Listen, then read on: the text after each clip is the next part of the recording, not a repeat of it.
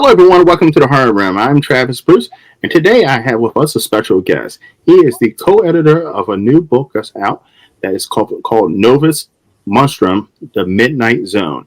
I have with us Ken McGregor. Ken, welcome to the Horror Realm. Thanks very much. Happy to be here. It's a pleasure, man. It's a pleasure. So tell us a little bit about Novus MONSTRUM. Okay, it is an anthology of all original monsters that no one's ever heard of or seen before, and we got some pretty phenomenal talent in there. We were very lucky to pull people in like Joe Lansdale and Ramsey Campbell, Gabino Iglesias, Lucy A. Snyder, Gemma Files, top-notch writers.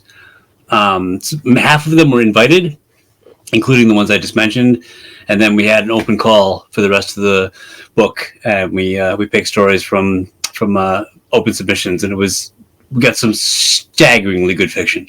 So really great stuff. Yeah. Now, when it came to the authors selecting a unique new monster, did they have an example to go off, or was this something that each one of them had a choice to come up and create? I mean, it was completely up to them what they wanted to do with it.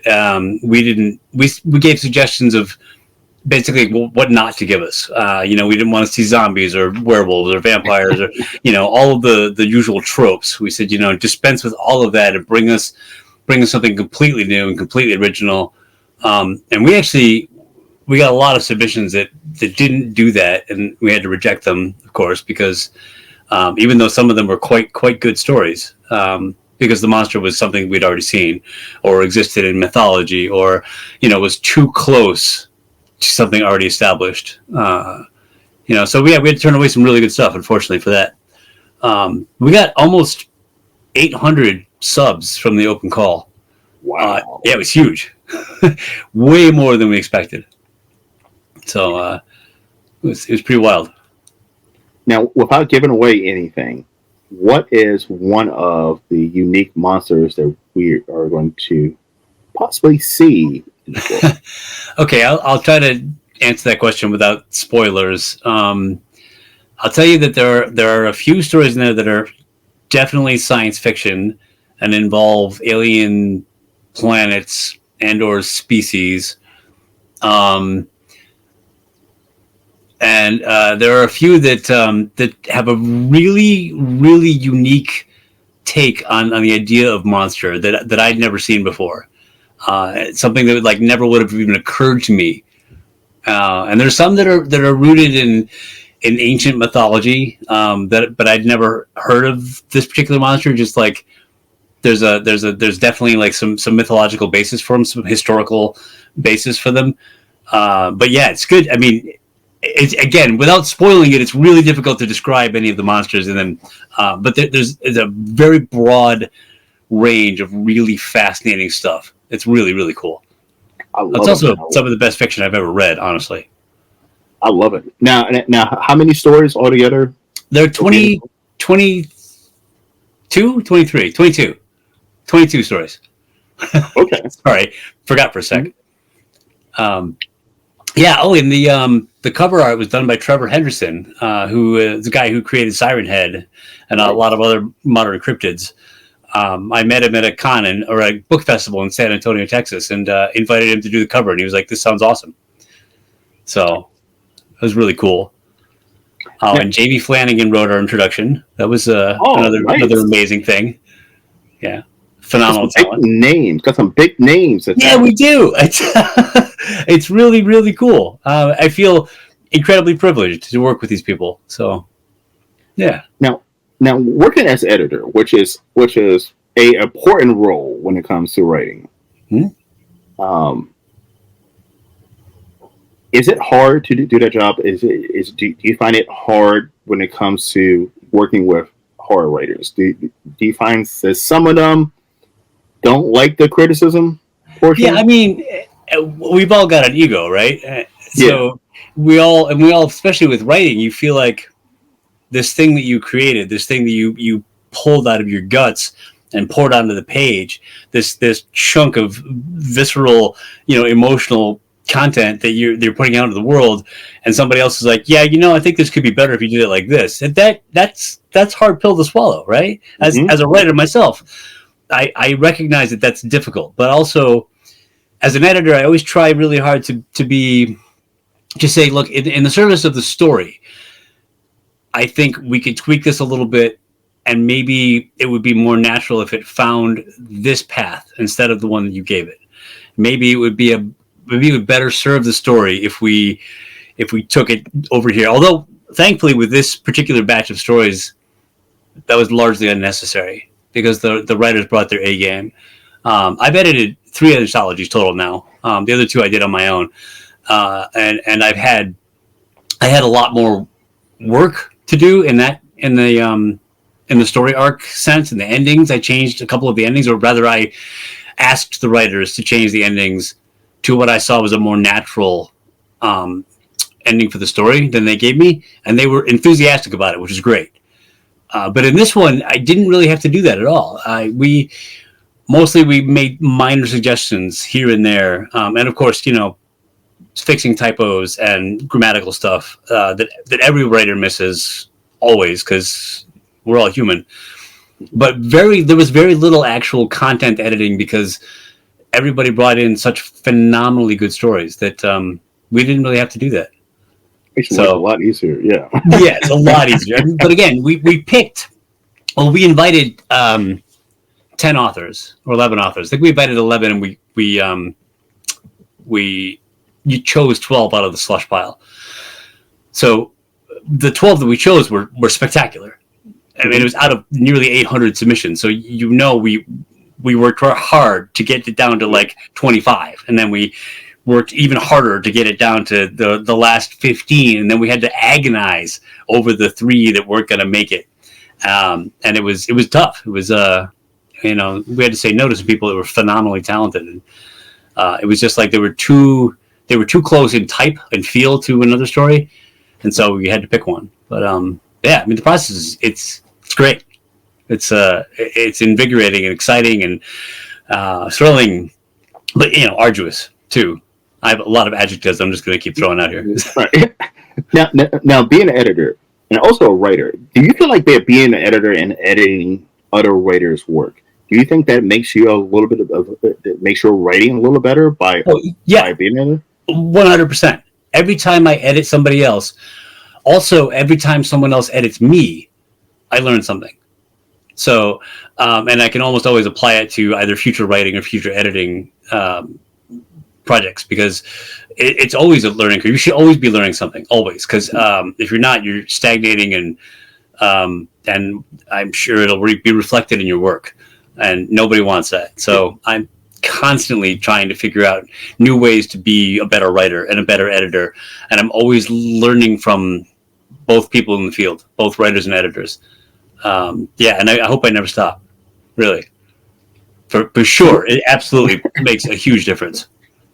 So what do you have to say to right now, self-publishing is huge, and it's a great thing because it's giving authors who normally wouldn't have the ability to get the work out there, to be able to get the work out.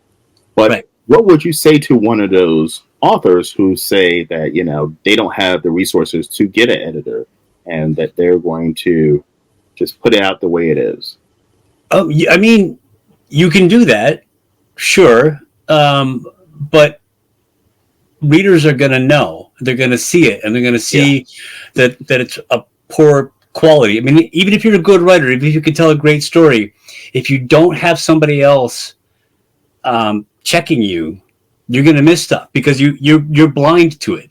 When you write something, the first time you write it, and then you go over it again and again and again, you're still going to miss the same things that your brain just slides right past. You're going to miss them. You're just going to miss an error or an inconsistency, or when you use the wrong character's name someplace. You can't help it. It's just, we're human. We make mistakes.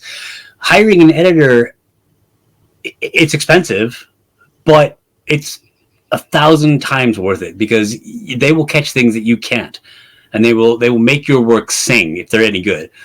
and your work will be a thousand times better for it. And it's absolutely worth it. It's worth putting in the money and the time and the effort to get it edited properly.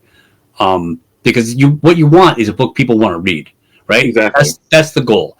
The goal is to have something out there in the world that's professional and classy and tight and clean, and that people are going to be like, oh my God, you have to read this to their friends, because that's what sells books.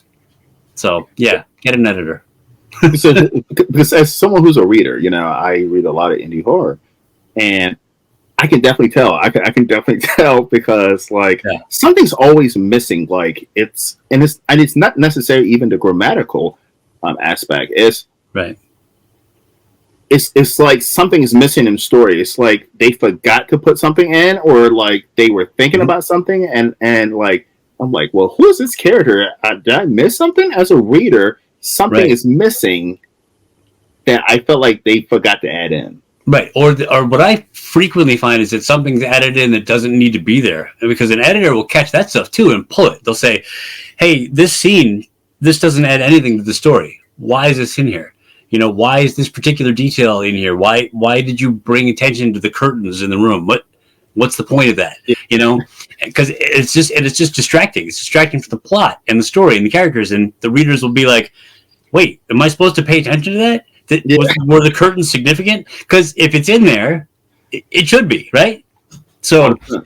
Yeah, and that's something I find a lot when I'm reading newer writers who are just still learning the craft. You see a lot of stuff that's just like unnecessary and should have been pulled. It should have been cut. So yeah, I get it. And also, like you said, the stuff that's missing that you're like, there should be something here. I'm not following this all the way through because there's some gap and I don't get it. Whoa. Because as a writer, you know what's happening, right? You get the whole, all the subtle stuff, the behind the scenes subtext. You understand it because you wrote it, right? But your reader has to understand it too. And if it's not in there, they're not gonna. Completely lost. And then at that point, it's like it's a unreadable book because I can't follow the flow of the story, so I'm lost. Right. And which means that the writer did you a disservice. That's yeah, for sure. So, but by the way, Ken, not only being a writer and an editor, you've also worked in the movie industry. You've been a co-director and a co-producer. Huh? Now, tell us a little bit about that. Sure. Well, it's actually how I came to writing. I was an actor for many, many years, both amateur and professional. In St. Louis, I had an agent. I did some TV. I was on the Discovery Channel once. That was pretty cool. And I loved acting, loved being on stage. I did sketch comedy for 5 years. At improv for a couple of years, and I was doing films with a group in Ann Arbor, near where I live, in Michigan. Sorry, I should be more specific. I don't know where everybody lives, or if you know this area. So I know Ann Arbor. Yeah. Okay, so they were doing movies. They were doing horror films, and the guy I was working with was like, "I want to make the scariest short horror film ever." And I was like, that's really cool. I want to be part of that. And so I started writing scripts because I've been writing sketch comedy and I've been writing some screenplay stuff. And so one of the scripts that we made, not actually that scary, but it's a horror, comedy, romance, action movie. It's a lot, and it's only 16 minutes long. So it's but it's a zombie movie called The Quirk and the Dead, and it's super fun. It's on YouTube. And I wrote it, co-produced it, co-directed it, acted in it, but that's the reason I started writing is because my co-producer, co-director, Brian, after I sent him 12, 13 scripts maybe, he was like, "Okay, listen, cut it out, turn these into short stories." Get in touch with these people, the Great Lakes Association of Horror Writers. They'll help you get published. You clearly have a lot to say. We can't make these as films. And that's how I started writing. And I just, now I have 120 plus short stories published, 9 books to my name. Yeah, it's been 12 years. It's been a hell of a ride. So. Now, I can imagine it's tougher to write a book or a novel or a story for some reading than compared to a screenplay, because screenplay you're writing for the visuals aspect. Mm-hmm. Yeah, I mean, I've always been good with dialogue, and like I said, part of that is because of acting, I think, and part of it is because I listen to people when they talk. I listen to cadence of speech. I listen to different regional dialects, and I pay attention to all of that stuff. And I've always had an ear for accents and languages. I've been able to like pick up languages, not well. I know like a smattering of 7 different languages, and I'm only fluent in this one. But I've always had a knack for accents, and I've always been fascinated by the way people speak. And so I think that's given me a really good background in being able to recreate dialogue, and doing a lot of theater as a kid and young adult. And more recently, I did a play a couple months ago. First time in 22 years. It was wild. But where was I going with that? Oh yeah. So writing screenplays, it's almost all dialogue and a little bit of screen direction, right? Mm-hmm. And translating that into fiction, you really have to kind of get out into the narrative more. And I mean, I've written fiction just for fun, short stories, just to amuse myself, all throughout my whole life.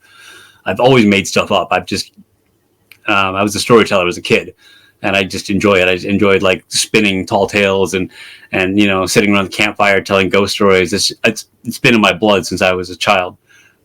So it comes naturally to me to write narrative fiction, I guess. And I studied it too. I read books about writing fiction before I started doing it, trying to sell stories, because I wanted to be better at it than just some hack off the street. So I read Stephen King's on writing, Bird by Bird by Anne Lamott, Writing Down the Bones by Natalie Goldberg. Several books. I have a shelf full of reference books on writing behind me. Also, these top 2 shelves are almost all my books, which is nice. Why they're in the spotlight here. It's carefully chosen camera angle.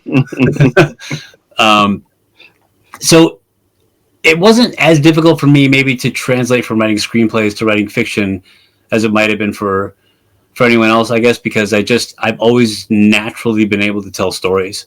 And so it became a matter of like fine tuning that thing I've been doing my whole life to the page and making sure that I'm doing it well, which again, I'm learning still. I'm always learning. Like 12 years in, and I'm so much better than I was when I started, but I still have so much farther to go. I read writers who just blow my mind and who are so good that I'm like, oh God, I wish I could be that good someday. And I just, I aspire to that, but I'm never going to stop trying. But I don't know where I am in that spectrum of skill. I have no idea. I can't judge myself that way. I know I'm better than I used to be, and that's good. That's important. Yeah, that's definitely important. Because I mean, there's a lot of individuals out there that are great storytellers. Mm-hmm. Yeah, but taking that over into writing and putting it on the paper, it's a struggle. It's a different skill set for sure. Yeah, and there are people who are super charismatic and can rope you in the story when you're there, when you're in the room with them, and they're just like, telling this amazing story, and there's body language and there's facial expressions, and you're like, oh, you're just wrapped. You're like, this is amazing, this is incredible. And they sit down with a pen and paper, and they're like, see Bob jump.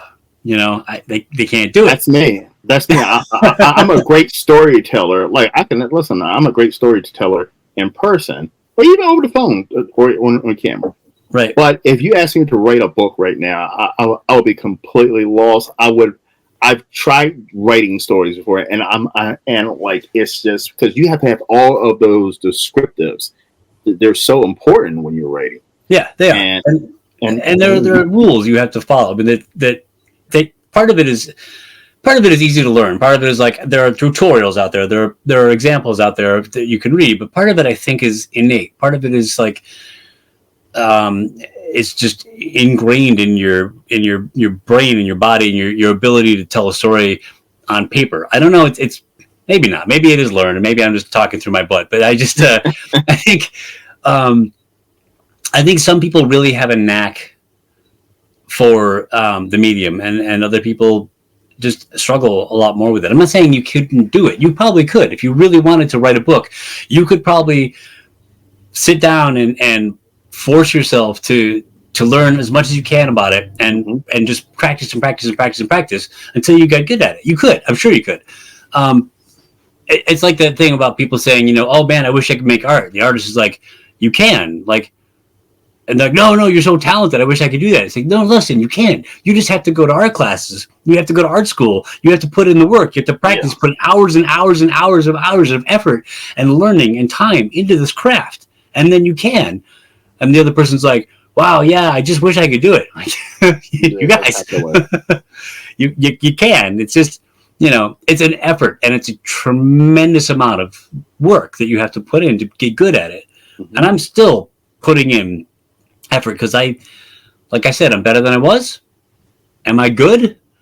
Some people will tell you yes. Yes. Am I as good as Neil Gaiman? No.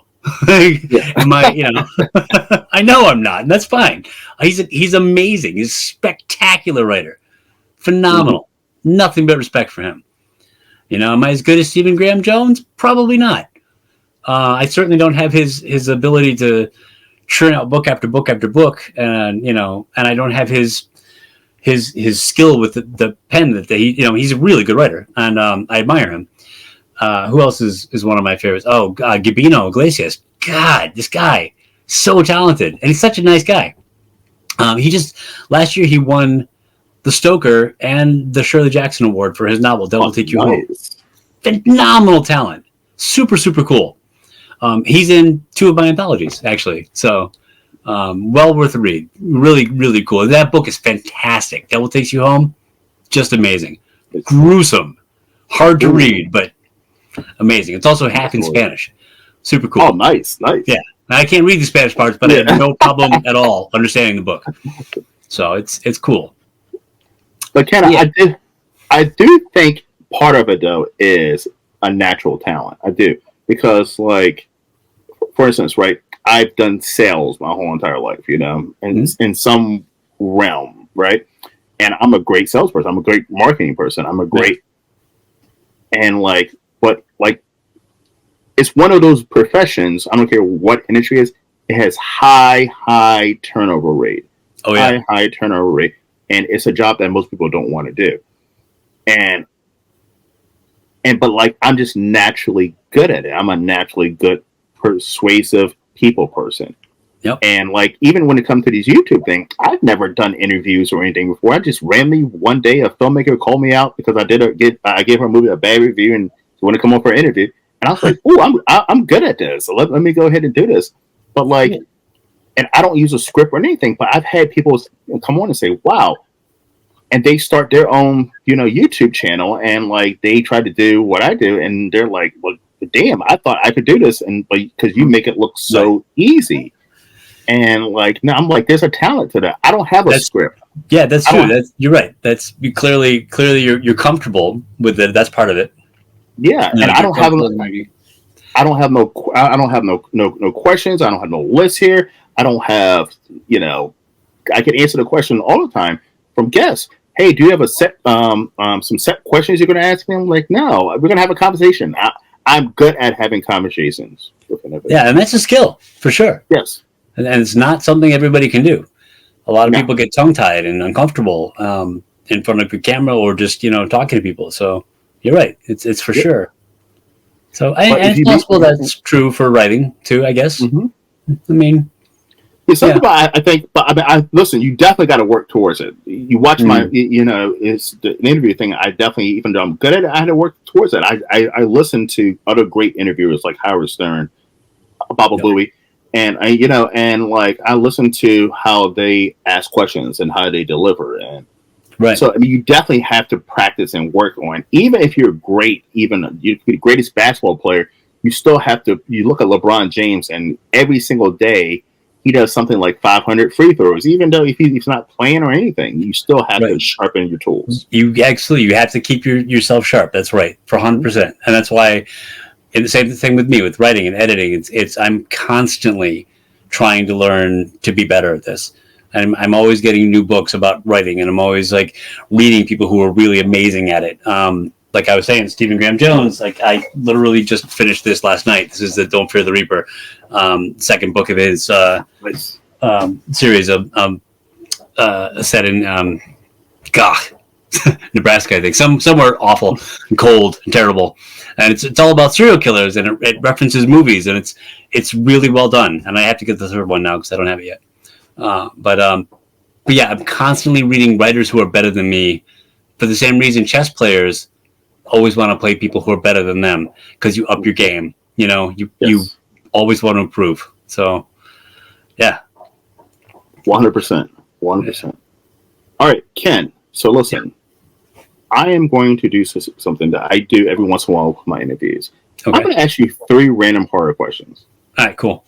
All right, and these are personal opinion horror questions. All right, the first one. What was the first horror movie that really scared the shit out of you? Amityville Horror. Amityville Horror. I saw it when I was a kid, and there are 2 things about it that scared me badly. One was the pig with the red eyes outside the window. That gave me nightmares for years. And then the alarm clock, the clock at 3:14 a.m. every single night woke him up, and I started to imagine bad things were going to happen to me at 3:14 a.m. So I got insomnia because of this film, and I couldn't go to sleep until after 3:15 for a long time, for like a year and a half maybe. Wow. I just could not sleep until it was 3:15, and that digital clock had flipped over to the next number, because I was like, I was certain something was going to happen to me. So yeah, Amityville Horror messed me up. The original Candyman was the one that really messed me up, because I was afraid to see. I have to admit, I haven't seen that. I need to see that. There are some films I didn't get to. So watch the original one. Okay. I mean, the rest of them are no good. The original one's great, but Right. there was a scene where a little boy is using the bathroom, and Candyman comes in and he cuts his penis off. Oh, and I, as a little boy, I was like, "Oh my goodness!" I was afraid to use the bathroom for weeks. Like I would have the door open and like the lights on, and I would be rushing, and it really freaked me out. Yeah, I bet it did. Wow, yikes! That's a traumatic thing for a kid to see. Yes, especially it was done to a kid too. I was like, "Oh my goodness!" Like, you're like, I'm not safe. Yeah. Wow. The second question is, what iconic horror movie? What's I say iconic? What's a horror movie that you hear a lot of people say that it's the greatest thing ever, and you're like, well, it's okay, or I don't see it. That's a good question. What do I feel that about? I recently rewatched the first Nightmare on Elm Street. And in my memory from when I was a child or a teen watching it, I was like, this is epic. This is amazing. This is just so cool and so creepy and so scary. But I watched it with my teen as a 57-year-old man just a week or so ago. And I was like, this is not a great film. There's a lot about this. It's really pretty cheesy and really just not great. I was like, I can't believe this thing scared the crap out of me when I was a kid. I mean, it's okay. It's not. And now I feel bad because I'm dissing Wes Craven and this iconic horror movie villain, but it's really not. It doesn't hold up well after however many years it's been, 40 probably. 35 maybe. It's just not. I was like, wow, I remember this being so much better. And it kind of sucks, Ken, because I have not. Listen, I refuse. Freddy Krueger is my favorite horror character. Not my favorite horror movie, but my favorite horror character. I had refused to watch the original. Nightmare on Elm Street. I refused to watch it. I haven't watched it since I was a teenager. Like, okay, so you don't, because there's some horror movies that you're not supposed to. You have these fond memories of, leave them there, and don't touch them because like I the original Texas Chainsaw Massacre, I don't get the hype and fuss anymore. Like I watched it as an adult, I'm like, but this ain't good. Like I'm like, but this was so scary and terrifying when yeah. I was younger. What's cool about that movie though is that everybody thinks it's super gory, and it's really not. There's If no you watch gore the at film, all. it always stops just before the gore, and it lets Yep. your brain supply. And actually, I took this lesson to heart as a writer. When I write stories, I try to bring the reader up right to the edge of things getting really bad, and then let you fill in the blanks, so that you're like, "Oh my god, I can't believe you wrote that." I'm like, "Yeah, but I didn't. It was you, your own mind. You're the sicko who saw that." So, and that's what I got that from that film because it really does just bring you right up to the edge and be like, here's this thing that's going to happen. You're like, oh my God, I saw that. You didn't though. So I think I have respect for that. I do have respect for that. And I respect it even for like my favorite horror movie, which is Halloween 19, the original Halloween. Mm-hmm. It does the same thing. There's no, you think there's a lot of blood and gore, but there's really none. It's very tame. It's very tame for gore. But and like, but listen, I respect the Texas Chainsaw Massacre, but like, no, like Jaws is another one I have fond memories of. Jaws, and I watched it a couple of years ago as an adult, and I was like, why did I like this movie? Like, I understand for what it was, but it just doesn't sit right. It doesn't hold up well over the years. That's for see, I disagree with you on Jaws because I think Jaws holds up. I think Jaws is one of the best films ever made. Really? Yeah, and I watched it again as an adult. I watched it with my daughter, who's super getting into horror now. She's 17. And I thought it stood up. I think it stands up well. It's a good film. I just, I mean, you know, to each your own. Yeah. It's totally cool that you don't think so. That's fine. But I think it stands up. I think it's, I don't think it's lost any of its impact. Except, you know, the mechanical shark is, yeah. But I mean, CG sharks now are terrible, right? Oh, no. Yes. I think Bruce was actually a better, you know, monster than the CG ones. But I mean, there's some horror movies that you need to just stay away and just leave them in your memories and have pleasant things. Like I agree. I don't 100%. I haven't watched the original Scream or any of that. I just leave it alone. That's probably wise. Yeah. Keep it in my mind. All right. Question 3. Question 3. What is the horror series that you wish they would stop making movies? That I wish they would start making? They would stop making movies. Stop. Oh, in films. Oh, goodness. Yeah. Probably Saw. I mean, everybody says either Saw or Scream. Yeah. Yeah. I mean, I'm not a fan of torture porn. I just don't. The original one was good. Right? It was good. It was a good film. They just get more. It's really just an excuse to showcase special effects of gore, and it's very thin on plot. And I'm not interested anymore. You know, I don't want to see that. I don't want to see just like people getting blown to bits or chopped up or sliced and diced. And it doesn't, I mean, it's cool. That stuff is cool. I'm a horror fan. I like watching a good kill, but I like watching a good kill in context of a good story. And I want to feel something for these characters before they get destroyed. I want to have an emotional attachment to you before I see you get taken to pieces, because otherwise, who cares? Otherwise, it's just effects, you know? I agree. And I feel the same way about Saw and the Terrifier series. It's like, I need character development. I need to know something.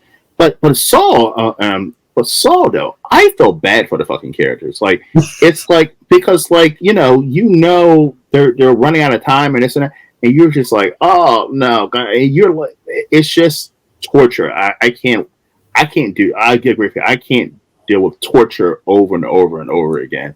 It's like one of the way face and stuff. It's too much. Yeah, I agree. It is. It's gratuitous. It's not, gratuitous anything in a film or in a book. It gets tiresome. I don't want to, I lose emotional investment in it, and I get bored. I don't want to be there.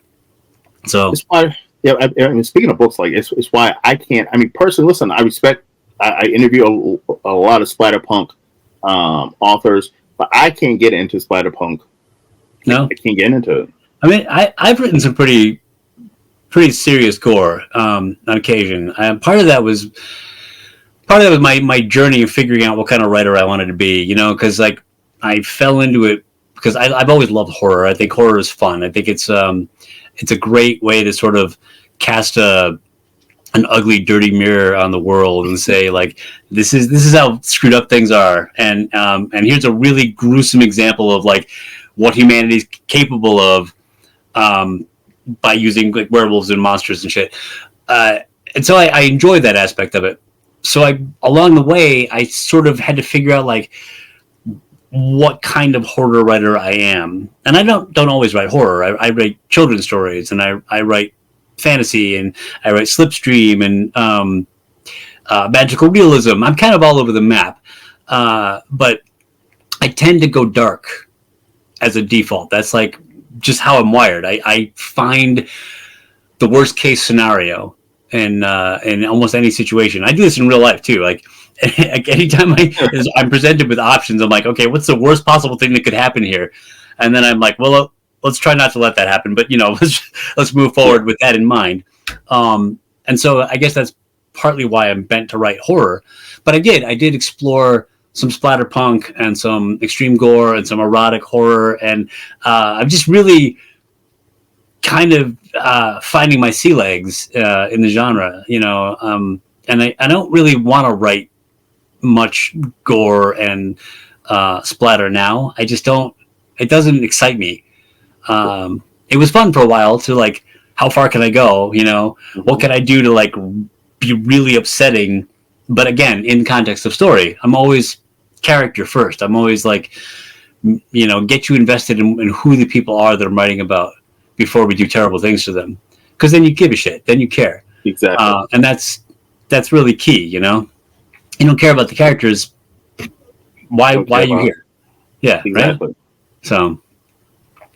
You gotta feel either hate the character or like the character. I mean, you gotta feel something about the character. There has to be an emotional connection. So when they die, you're like, yay or aw, you know. Yeah. And I again, always for me, it's always got to serve the story. I was co-writing a novel with a friend of mine, Kerry, and I there was a character that he created, and we both really liked. Really cool, like grungy, kind of down on his luck, smart ass guy, right? And he ended up getting shot in the head in the section of the book that I was writing and killed. And I was like, oh man, like I liked that guy. I felt bad, and then I sent that part to him, and he was like, oh man, I like that guy. He's like, I know, I didn't want to shoot him in the head. It just happened. And he's like, yeah, I understand. That's fine. So, I mean, writers are weird. Like, we just sort of follow whatever's going on in the imaginary world that we're in, and we're more reporters than gods, I guess. You know, like we're the stenographers for the story. If you want to drop a little alliteration on there to impress people. All right. So, Ken, where can everyone find you, and where can everyone find your book? Well, I'm in Michigan, not too far from Ann Arbor. So if you're looking for me specifically, you know, try not to stalk me. I'm not that interesting. My work is on BarnesandNoble.com, Amazon, of course. It's in several brick and mortar stores in the area, which is super cool.